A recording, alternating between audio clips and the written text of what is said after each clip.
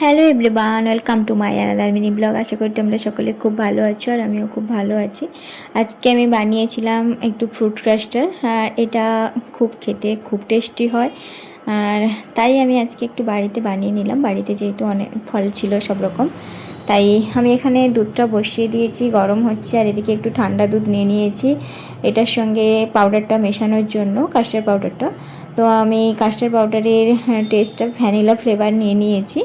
এটা 2 চামচ মতো পাউডারটা নিয়ে দুধের সঙ্গে, ঠান্ডা দুধের সঙ্গে গুলে নিয়েছি। এটা দুধটা ফুটে গেলে দুধের সঙ্গে পরিমাণ মতো চিনি দিয়ে দেব। চিনি দিয়ে দুধটাকে আরও ভালোভাবে একটু ফুটিয়ে নেব। চিনিটা পরিমাণ মতো না দিলে টেস্টটা ভালো আসবে না, খেতেও ভালো লাগবে না।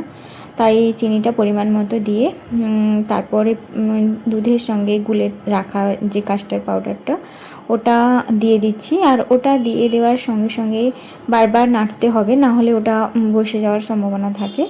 তো ওই পাউডারটা যেহেতু ঘন হয়ে যায় খুব তাড়াতাড়ি, তাই ওটা খুব তাড়াতাড়ি করে নাড়তে হয়। তো আমার এটা হয়ে গেছে আর আমি গ্যাসের ফ্লেমটা বন্ধ করে দিয়েছি। এখন আমি ওটা ঠান্ডা হতে হতে ফলটা কেটে নিয়েছি। ফলের মধ্যে আমি নিয়ে নিয়েছি আপেল, খেজুর, বেদানা আর কিশমিশ আর কাজু। আর বেদানাটা দিলে ফ্রুট কাস্টার্ডের কালারটাও খুব সুন্দর আসে আর দেখতেও জাস্ট কালারফুল লাগে, তাই আমি বেদানাটা নিয়ে নিয়েছি। তো এবার আমি একে একে সব রকম ফল মিশিয়ে নেব। প্রথমে খেজুর, আপেল, তারপর কাজু, কিশমিশ, বেদানা এগুলো দিয়ে ভালো করে মিশিয়ে নেব। মিশিয়ে আমি ভালো করে এটাকে মাখিয়ে নেব। মাখিয়ে তারপর এটাকে ফ্রিজে রেখে দিতে হবে।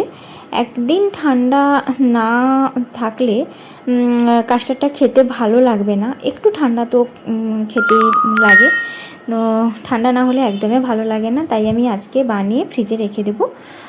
তারপর পরের দিন সবাইকে দেবো আর আমিও নিজেও টেস্ট করে দেখব যে এটা কেমন হয়েছে খেতে।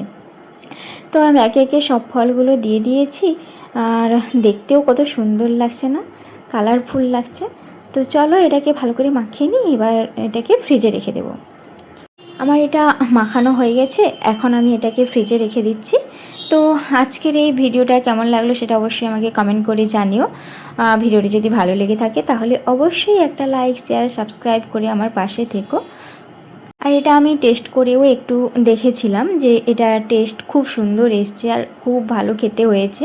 চলো এটাকে ফ্রিজে রেখে দিই, পরের দিন সবাইকে সার্ভ করব।